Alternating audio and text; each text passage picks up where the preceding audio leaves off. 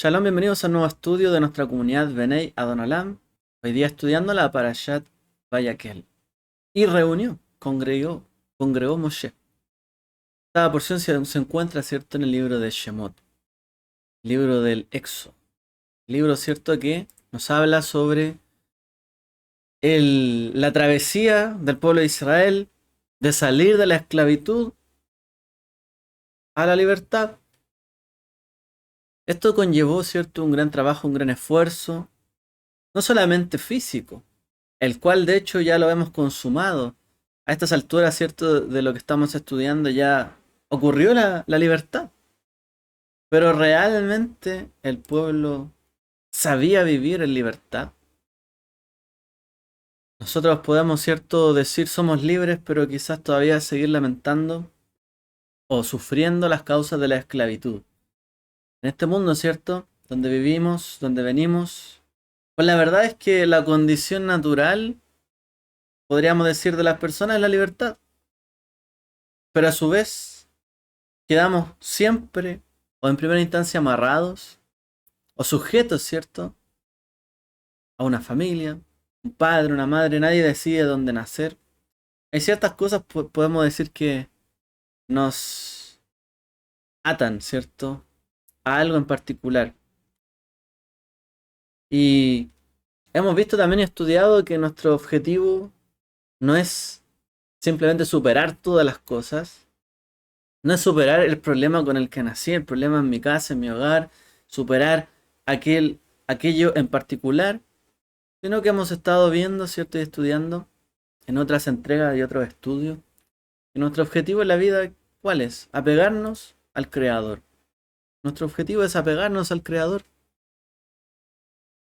Un objetivo transversal, pero para ello tenemos que construir nuestra vida. Construirla significará edificar, derrumbar, volver a hacer algo, no volver a hacerlo, aprender, ¿cierto? Y edificar nuestra alma de tal forma que podamos enfocar, ¿cierto?, nuestro ser en el objetivo que es agradar a Dios, que es apegarnos a Él, acercarnos a Él, tener una relación con Él. Entonces, por supuesto que el objetivo del Mishkan, que no hemos podido hablar, ¿cierto?, en esta semana mucho de esto, pero es este. ¿Cómo se llamaban los sacrificios? Korbanot. Y un korban es, ¿cierto?, un acercamiento. Viene del verbo acercarse. Kareb. Nos acercamos, ¿cierto?, al Creador. El objetivo es acercarse a Él, apegarse a Él.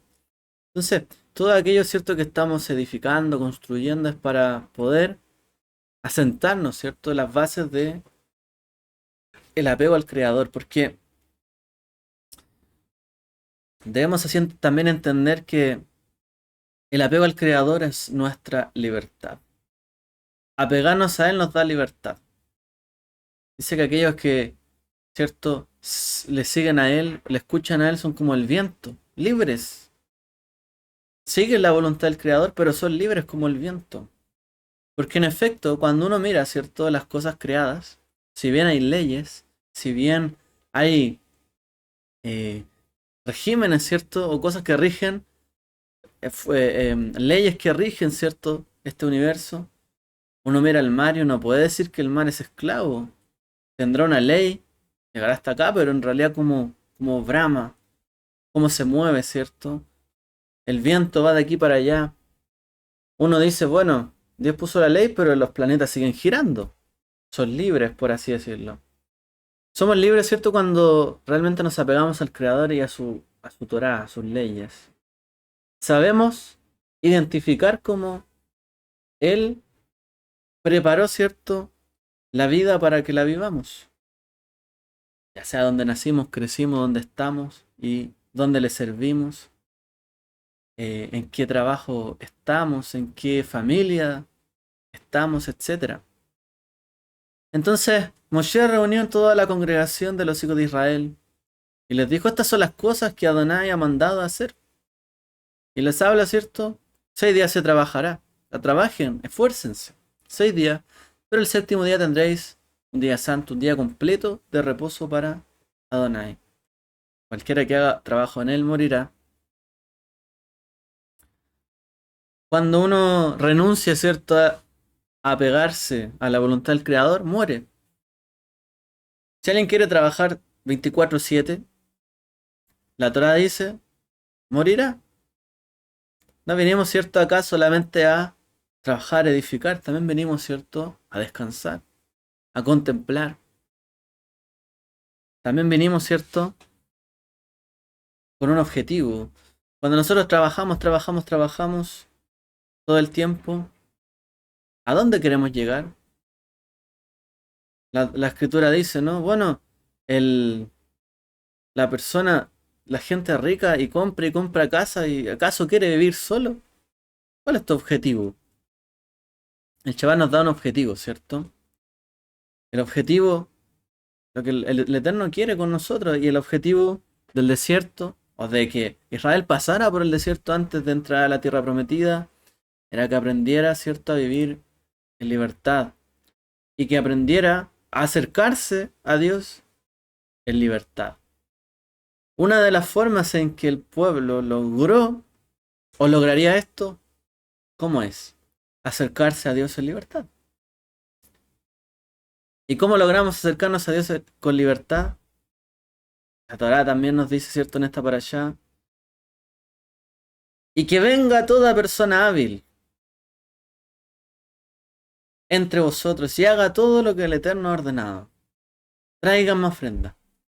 Libremente, prendan. Libremente hagan lo que el corazón los mueve a hacer. Y además, los que tengan en su corazón el hacer algo, háganlo. Muévanse en libertad para acercarse al Creador. Y este es el objetivo, ¿cierto?, de esta porción, de esta parashá, y bueno, conectándolo con lo que hemos estado estudiando. Para hacer un pequeño resumen antes de entrar, ¿cierto?, en algunas lecciones para el día de hoy. Esta parashá, ¿cierto?, comienza con la mitzvah, el mandamiento del Shabbat, y también el castigo, ¿cierto?, por transgredir el Shabbat.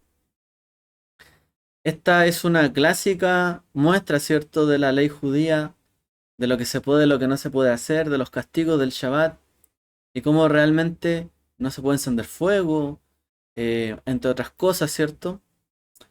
La atención requerida que debía haber, ¿cierto?, respecto del Shabbat, inclusive cuando se estaba edificando algo tan sagrado como el Mishkan, el lugar de la morada, ¿cierto?, del Creador, del tabernáculo. Pasa que también que el pueblo de Israel tuvo un entusiasmo desenfrenado, podríamos decir. El Eterno llamó, ¿cierto? Le dijo a Moshe, dil y llama, que ofrenden y que venga toda persona hábil. Y hubo un entusiasmo desenfrenado que hubo que decir, ok, basta.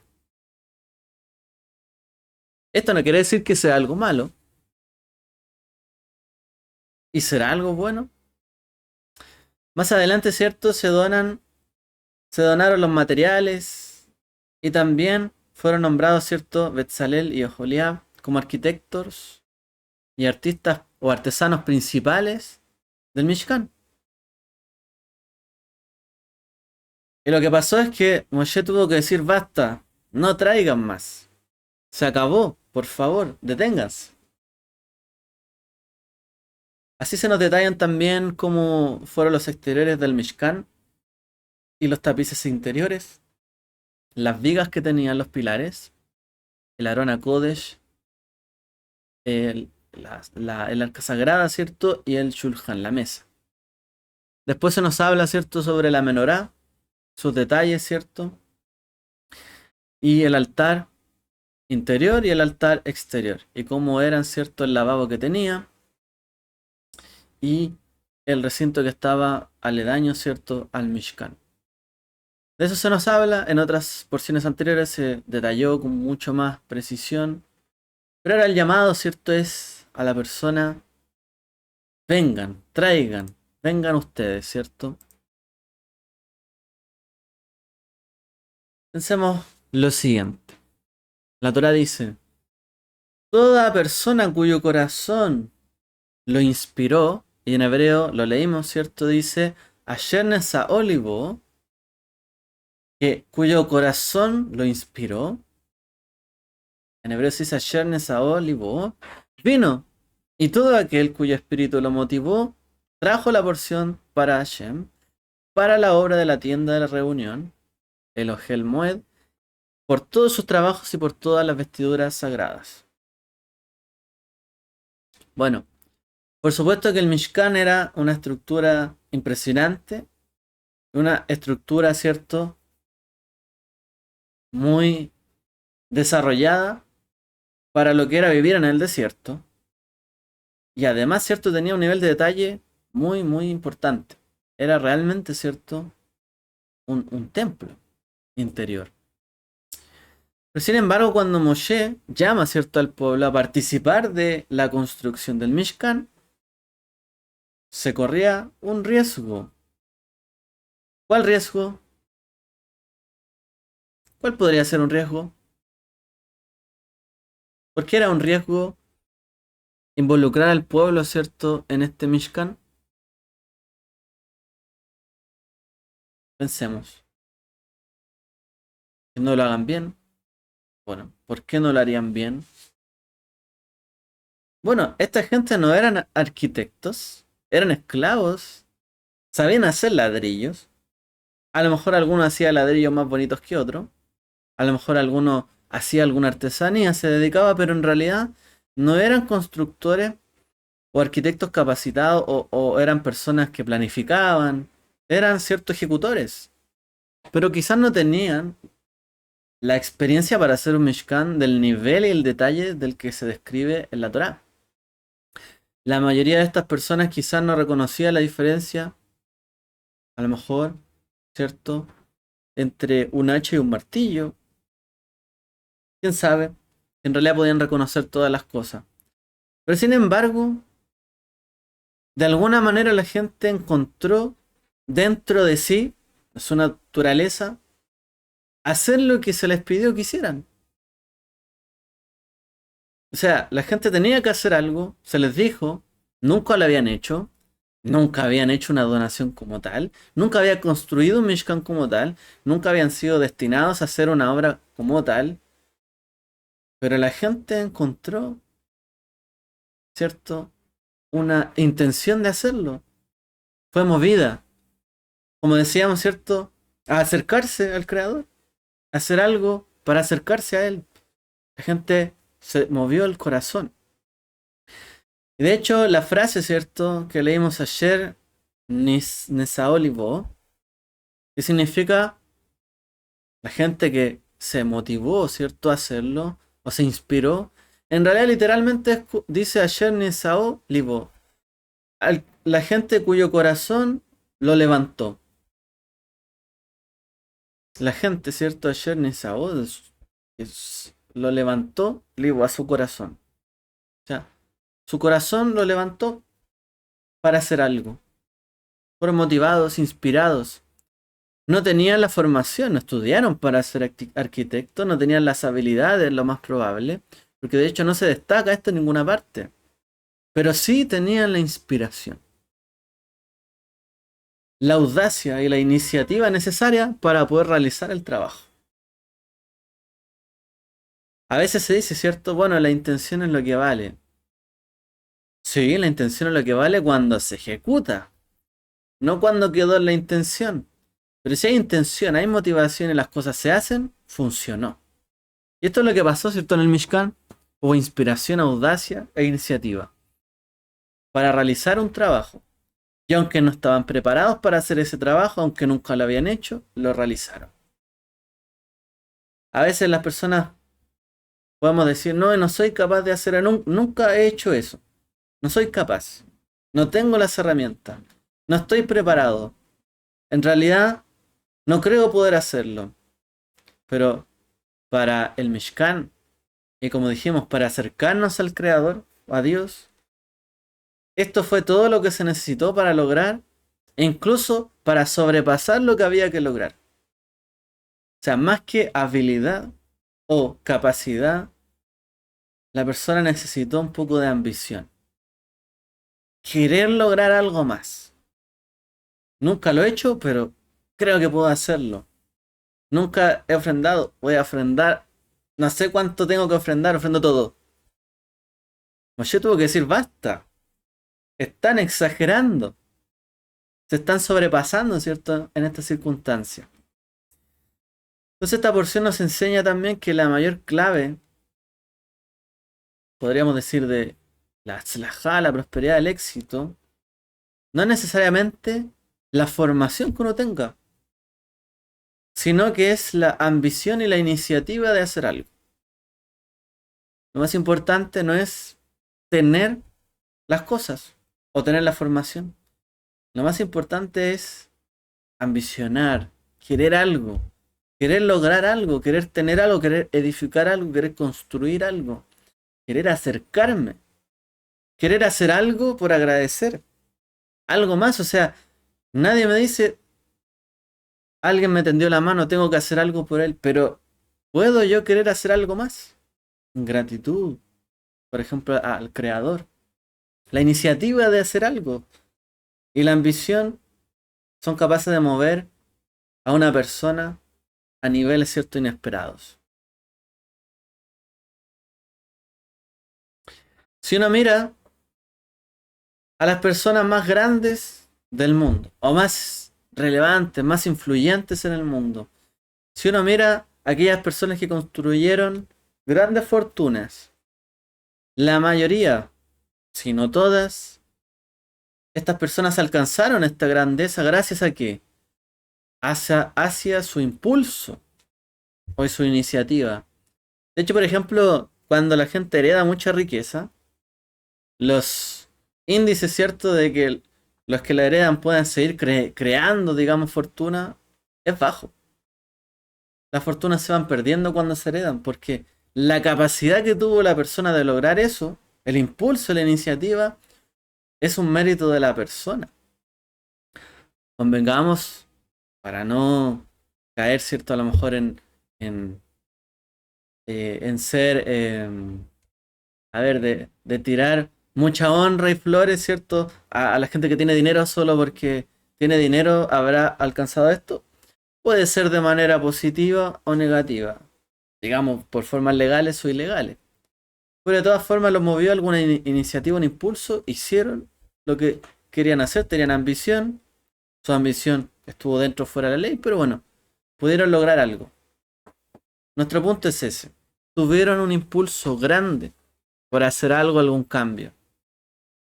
De hecho, la gran diferencia, dicen algunos rabinos, de por qué en la Edad Media, por ejemplo, surgieron tan grandes y brillantes rabinos y por qué hoy día no, no es porque su coeficiente intelectual, por ejemplo, en la era de los Gaonim, Geonim, perdón, que Gaón significa una persona, un genio, eso significa.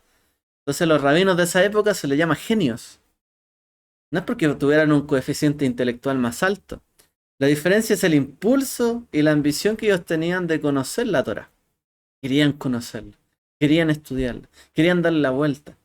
Habían muchas filosofías creciendo en el mundo y ellos querían saber más de la Torah y querían demostrar todo el potencial de la Torah. ¿Y qué nos separa de esas generaciones que tanto anhelaron el estudio de la Torah y tanto descubrieron y hoy día nosotros leemos y aprendemos tanto y gastamos dinero en libros y literatura de ellos y en literatura de gente que lo estudió a ellos, etcétera? Eso es lo que nos separa, un poco de ambición, ¿cierto? Y el impulso, la iniciativa por conocer la Torah. ¿Por qué no llegamos más lejos? ¿Por qué no he llegado más lejos? Con mi hebreo, con mi estudio de la Torah, con algo, ¿cierto? En particular, quizás me falta un poco de ambición. Bueno, así es en cada esfuerzo de la vida, las personas que tienen el coraje, las agallas, ¿cierto? Para hacer algo en lo que creen y lograr metas más elevadas que de las que a lo mejor alrededor les proponían, logran triunfar. Por ejemplo, un caso, este es un caso, ¿cierto?, de la vida real, también tiene que ver con una construcción. Hay un grupo, ¿cierto?, de un inmobiliario de los más grandes del mundo que es de la familia Reichmann. Ellos, ¿cierto? No solamente alcanzaron una gran fortuna, sino que también hicieron mucha caridad, mucha tzedakah. Donaron millones y millones, ¿cierto? A judíos que estudiaban la Torá porque ellos eran familia judía. Donaron mucho dinero para alentar el estudio de la Torá. Pero ellos, ¿cómo construyeron ese imperio, ¿cierto? De la inmobiliaria. Bueno, ellos primero, ¿cierto? Tenían un negocio, vendían azulejos. Olympia Tile Company. Vendían material de construcción, pero un día decidieron que como tenían materiales, querían tener un almacén, una bodega más grande. ¿Qué pasa? Que acudieron varias personas para la cotización y ver qué se requería para esa nueva bodega, ¿cierto? Que querían ellos, ese almacén. Y la oferta más baja que recibieron fue que les iba a costar en esos años $120.000. Hoy día, muchísimo. O sea, hoy día estos son 100 millones de pesos, 110 millones, pero en aquel entonces, mucho más. Entonces, el señor Reichman pensó, apuesto a que por $120.000 yo puedo construir, yo mismo puedo construir un almacén por ese valor, por menos de ese valor. Y eso fue su apuesta. Él no sabía de construcción, no sabía nada. Él vendía materiales, pero él no sabía de esto, no sabía construir una bodega. Vendía material, pero nunca lo había hecho. Pero sí creía en sí mismo y que podía construir un almacén que satisfaciera todas sus necesidades por menos de el dinero que le estaban pidiendo. Y así fue. Le costó $70.000, ya como el 60%. Luego pensó él, esto no es un mal negocio. O sea, están vendiendo por 120.000 lo que yo puedo hacer por 70.000. No es un mal negocio. Y así empezaron ellos a construir almacenes de piso, o sea, bodegas de un piso. Y empezaron a hacer, ¿cierto?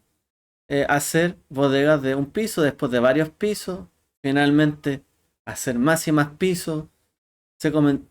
Empezaron a convertir en una inmobiliaria grande hasta llegar a ser en su momento la más grande del mundo. ¿Por qué? Porque Nesaol Olivo fue por iniciativa de su corazón. Él dijo, lo voy a intentar y lo hizo, tal cual. Cuando Moshe pidió voluntarios al Mishkan, la gente se presentó dispuesta a intentarlo, aunque no sabía qué hacer, ni sabían si iban a tener éxito. O sea, usted póngase en el lugar, el Eterno lo manda a hacer tal cosa. El Eterno le dice, trabajará 6 días, el que trabaje el día séptimo muere. Ahora, póngalo en conexión. Tienes que hacer este diseño. No hay otra opción, tienes que hacer ese diseño. No te puede salir mal. El Dios que dijo, tráiganme las cosas, también es un Dios estricto. No es para nada un chiste. Hago lo que quiero. No. Vas a hacer esto, esto, esto con este material y esto acá. Nunca lo he hecho. ¿Alguien se atrevería? Yo lo hago, diría alguno. Eso hicieron los hijos de Israel. Tuvieron la iniciativa y eso se convirtió en el éxito del Mishkan. Porque creyeron en poder hacerlo. Creyeron ser capaces de hacerlo y no se quedaron ahí. La Torah nos presenta algunos casos donde, de hecho, las personas cuando tuvieron lo contrario, ¿cierto? Cuando retrajeron su pie de la iniciativa o no tuvieron esa ambición por algo, fueron castigados. Por ejemplo, Moshe la zarza ardiente. Moshe, ¿cierto? Ahí prácticamente el Eterno le habló duro porque él no quería ir. No, soy tardo de labios. Y no quiso. No quiso impulsarse. Moshe también, en algún momento, cuando el Eterno, ¿cierto? Mostró su gloria, escondió su rostro. Realmente, Moshe algunas veces no tuvo tanta ambición, digamos. no fue tan descarado, entre comillas. Su humildad lo llevó, ¿cierto? A veces a retraer su pie para no hacer lo que el Eterno quería hacer en ese momento. Y a veces, ¿cierto? Algún deseo a Moshe le fue negado, ¿no? Entrar en la tierra, por la actitud que alguna vez tomó. Volvamos a nuestra lección para concluir y para darnos, ¿cierto?, este entendimiento. Ellos dijeron, puedo hacerlo, lo haré.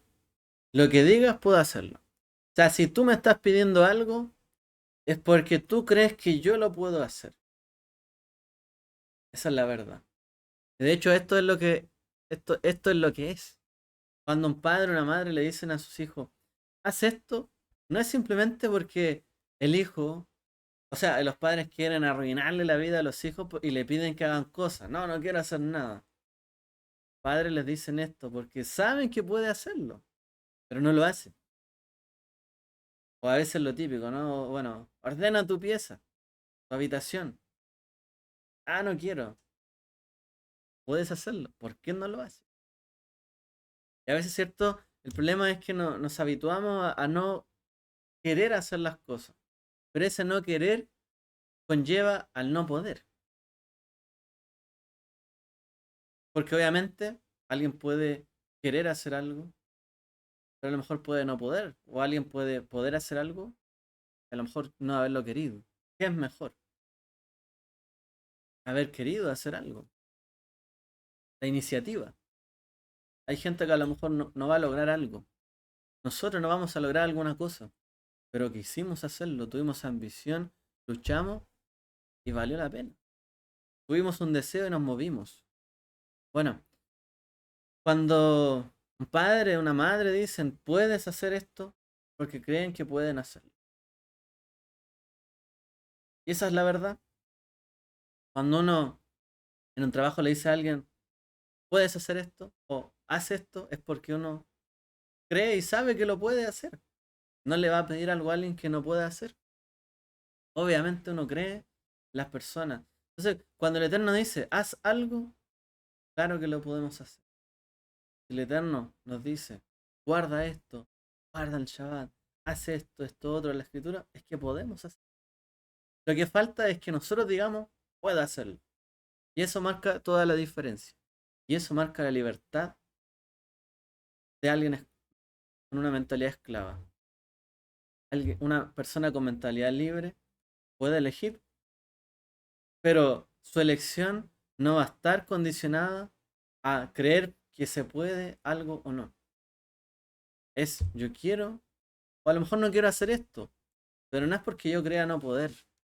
Y eso es lo que quizás más nos puede debilitar en nuestro camino de la fe también, es que no creamos que podamos hacer algo.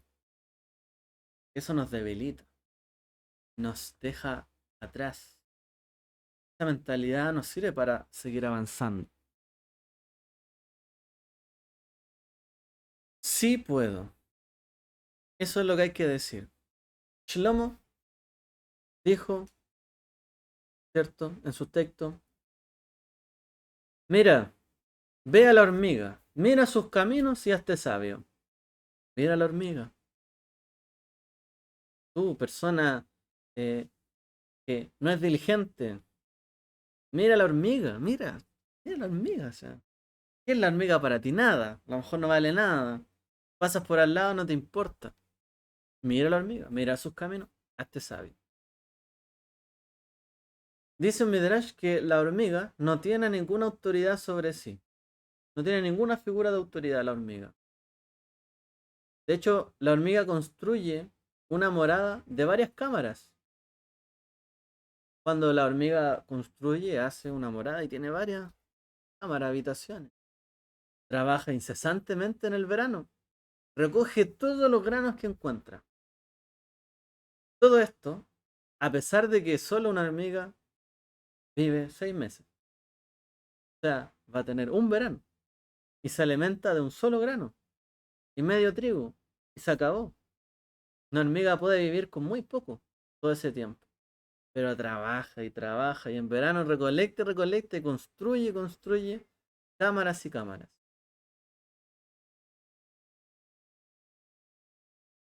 De hecho, si uno se fija, ¿cierto? En la, no me equivoco, se llama madriguera, que construyen las hormigas, puede haber mensas. O sea, una hormigas así pueden construir una mansión, realmente, antes de invierno. Ahora, el Midrash continúa. ¿Por qué se afana la hormiga? ¿Por qué una hormiga se afana tanto? Si realmente no tiene necesidad de esto. Con el Midrash. Porque quizás Dios le dará una vida más larga. Viven 6 meses, solo verano. ¿Por qué trabajan tanto el Midrash? Dice. Porque a lo mejor viviré una vida más larga, piensa en ella. Y si viviré una vida más larga, voy a juntar más. Voy a trabajar más. Porque pienso vivir una vida larga. Voy a trabajar, voy a esforzarme. A lo mejor alguien dice, no, vivo con poco. Bueno, a lo mejor viviré más largo, voy a anticiparme. Bueno, las habilidades que las hormigas tienen son pocas en realidad. No es mucho. Pero la determinación que tienen, la iniciativa de hacer su trabajo es grande. En cambio, la persona perezosa, a quien va dedicada esta palabra del rey Shalom, ¿no? Una persona perezosa, cuyas capacidades de hecho son muchas, como aquel hijo cuando le dice a los padres, haz tu habitación, tiene 2 manos, tiene 2 pies, hay niños que ni tienen eso, y a lo mejor igual ordenan su habitación y hacen mayores cosas y están aprendiendo todo el tiempo. Pero un niño que tiene sus 2 manos, sus 2 pies, tiene todas sus capacidades, se niega. La persona perezosa, estamos diciendo que los niños son todos perezosos, pero es un rasgo, ¿no? Un impulso. Que los padres también tienen que desafiar a los hijos para superarlo, cuyas capacidades, ¿cierto? Tienen. Ciertamente deben deshacerse de esta pereza y actuar con iniciativa y determinación para poder utilizar sus capacidades adecuadamente. Sin iniciativa, sin determinación, no se puede. De lo contrario, se fijará como objetivo alcanzar el medio grano, el medio trigo, y ya, se acabó. No logrará nada más. Nada más. Se quedará ahí. Y eso fue todo. Y cuando el Eterno le pida, tráeme una ofrenda, pero Señor, tengo medio grano y medio trigo. Si te lo doy, ¿qué comeré yo? ¿Qué te podré dedicar a ti? Que en realidad esta es mi comida. Voy a empobrecer. Voy a morir de hambre. Pero ¿cómo? Si tienes capacidades. Te fue confiado un talento. Otro talento, otro talento. ¿Qué hiciste con esto? No solo lo guardé para mí. La pereza, ¿no? Evocando también aquella parábola del maestro. Cuando Moshe se acercó a la zarza ardiente, decíamos, la Torá dice que Moshe corrió su rostro, lo ocultó, por la reverencia, ¿cierto? Que tenía allí. Pero no miró a Dios, ni intentó hacerlo. Y tal vez tal comportamiento no era el más apropiado. De hecho, Midrash critica a Moshe por desviar su mirada. Tuvo la oportunidad de comprender mucho más de la divinidad de Dios. Más tarde, ¿cierto? El Eterno le iba a rogar al Eterno, muéstrame tu gloria. Pero cuando tuvo la oportunidad de mirar, volvió el rostro, Moshe. Y más tarde, Moshe le iba a rogar al Eterno esto, muéstrame tu gloria. El Eterno lo reprendió, ¿no? Estaba dispuesto, a lo mejor, a mostrar el Eterno su rostro en la zarza ardiente, pero Moshe escondió su rostro. Ahora, te digo, ningún hombre puede verme y vivir, porque cuando debían haberme mirado a mí a los ojos, esconden el rostro. Cuando deberían poder decir, sí puedo hacerlo, sí lo haré, tú me llamaste a esto, lo voy a hacer, escondemos el rostro de Dios, nuestro rostro de Él, lo escondemos. Cuando Él nos da las capacidades y nos da los desafíos en la vida, escondemos el rostro y no enfrentamos las situaciones. Y gracias a eso, la Torá sentencia, ningún hombre puede verme y vivir. Porque realmente no somos capaces de esto, de verlo y vivir conforme a lo que vivimos y nuestras convicciones.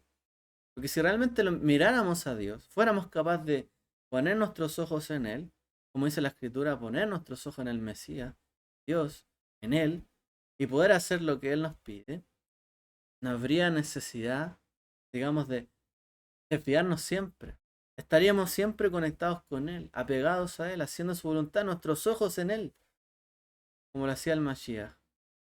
Pero ningún hombre puede verme y vivir, porque nadie es capaz de decir quizás todo el tiempo sí puedo y mirarlo a Él y lograr vivir por esto. Pero el Mashiach sí pudo, ¿cierto?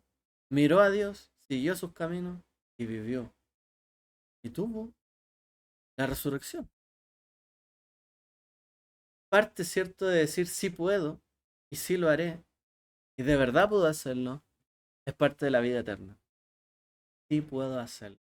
A lo mejor las personas se divagan en querer saber qué haremos en el mundo venidero. ¿Haremos esto, otro? ¿Qué haré cuando vaya en el cielo?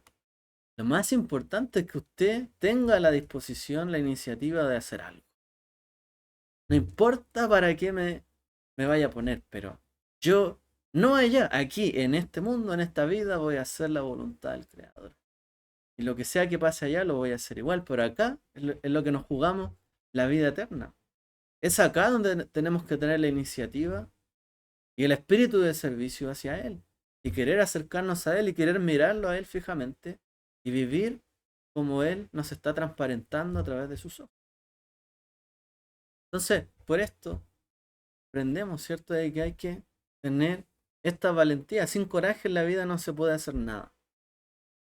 Ahora, aun cuando las personas no tenían capacidad, no habían estudiado, no eran arquitectos, no tenían nunca la experiencia de haber hecho algo como esto, ¿qué hizo el Eterno? Les dio su Ruach HaKodesh, inspiración, los llenó de entendimiento, sabiduría, para que con la determinación que ellos tuvieron pudiesen lograr lo que Dios les había propuesto.